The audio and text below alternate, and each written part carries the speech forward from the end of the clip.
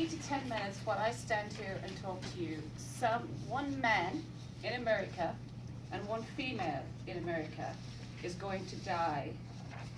And they're not going to die happy.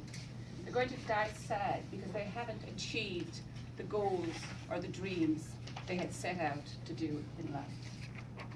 Because dreams and goals are necessary. They're fun, they encourage us, they give us something to look up to. If you think about it, every human success in history started with a goal or a dream. Barack Obama wasn't born to be the President of the United States. He had a goal, he had a dream. He was going to be the first African American to be President of the United States. He did not quit. He kept going until he got his dream. Hillary Clinton wants to be the first female President of the United States. As you can see, she will not quit until she gets something at least. Okay, so everybody in this room has a dream. But whether you bring it through and do something with it, or just let the cobwebs build up in it, is up to you. Okay, so I had a dream. I wanted to do 10 Ironman. And those of you that triathlon, you're going to start triathlon, so you have to try an Ironman someday. So the Ironman is an ultra triathlon. So I wanted to do 10 different Ironman. So I did my first one. It was very easy. Qualified for the Worlds out of it, qualified out of the second one. Third and fourth one, still simple. Fifth one, oh my God. The fifth one was like, you know when they say in a marathon, you hit the wall? I did not hit a wall. I slammed the wall. So I'm going to tell you what the day was like for my fifth Ironman. Okay, so we get up at 5:30 and you've got to get your numbers. They number you, put everything on. You rack your bike, you put your shoes on your bike because you're going to jump straight into them and go after you've swam. So you get into the freezing cold water because you've got to try and warm up a little before it. Now I want to set the scene though. So it's in Hunter Mountain in New York. And those of you that know Hunter Mountain, it's a ski resort in the winter. And it's beautiful in the summer. It's got pristine lakes, rolling hills. Not the ideal Ironman that you would like because it's all rolling. So at 7:30 there's a wave of people standing there, about 1,300 people in complete black, skin-tight wetsuits. And there was orange hats, red hats, and green hats. And all you could see was the sun coming up and these hats over this really still lake. And just like how this room is laid out, the boys are out in the water just like that. And they mark 1.1 miles around. So the gun goes and 1,300 and something people go for that one boy. So imagine Sharon represents that boy. Everybody, 1,000 and something people, aim for her. So you can imagine the kicking, the pulling, the trying to drown. It's just like you're in a washing machine. So you know if you get kicked to stay calm. So this is the very first leg of the race and I get kicked in the rib. But it wasn't a normal kick, it was like, oh my God, my lungs have been removed. And I panicked and I took in a load of water. And I knew that this water was not water you should be drinking. I kept going, a few more strokes and I vomited. I thought, oh, that's it, the water's out. Kept going. So by the time I had the 2.3 miles done, I had vomited 4 times. So we get out of the water and I thought, oh, thank God, that's the worst part over. Because the swim for me is the worst part. So I did get the wetsuit off, go to jump. So I'm running along with my bike, my shoes are clipped in, I'm ready to jump on. Somebody has dropped their water bottle. So my bike goes flying, I come flying off and cut all here. So I now can't move because I have a rib and I'm all cut here and there's blood everywhere from this one.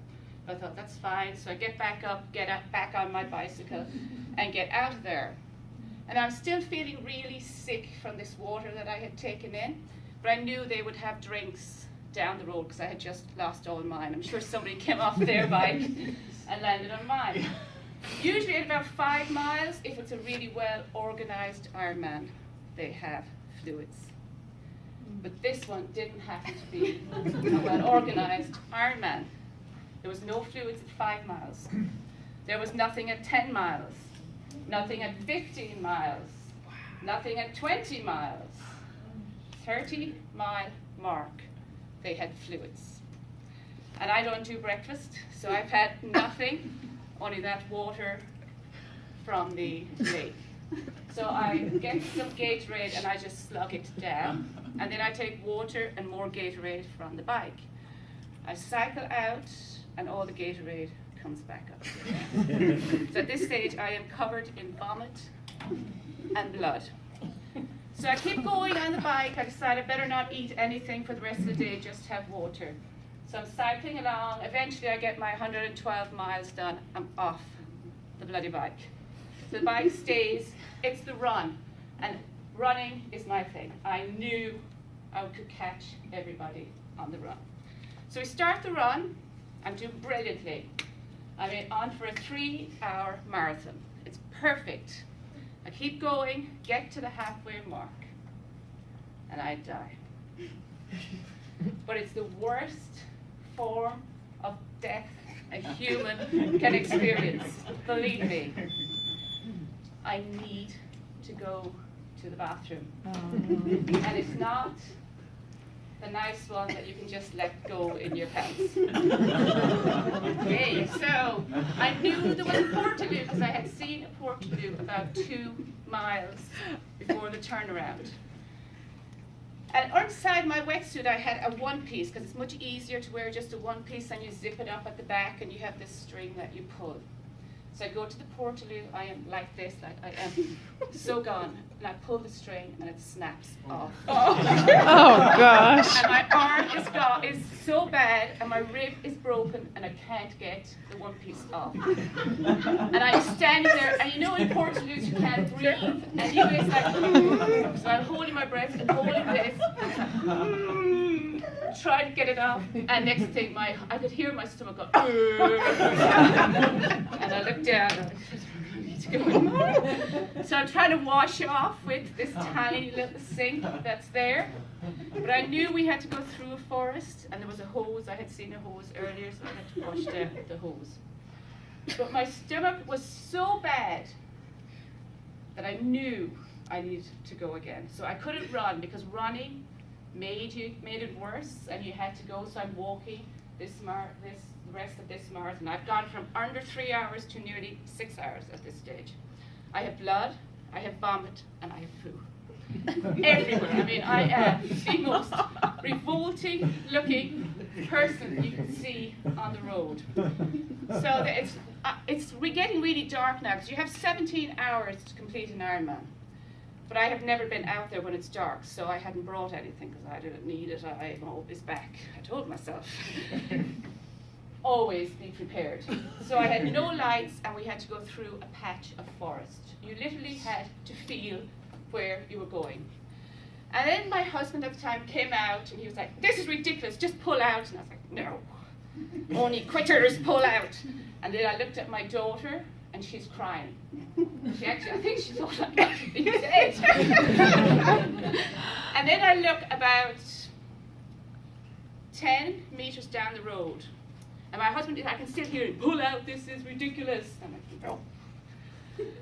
And I see my son, and he's only 8, and he kept shouting, "Go, Mommy, you can do it, you can do it." And I knew there and then that I could not quit. That today wasn't about winning, it was about finishing. And today, if I crossed the line, I knew today I was going to be a winner. So I ask you, each and every one of you, if you have a dream, if you have a goal, do it. Remember, it could be hard. It more than likely will be hard. But life is hard. Life has a way of kicking you. It can kick you to the ground. It can keep you there for a month. It can keep you there for a year. But you have got to get up, and you have got to kick it back. Because only when you kick back and keep moving forward do you win? So remember, you want to be a winner. Thank you.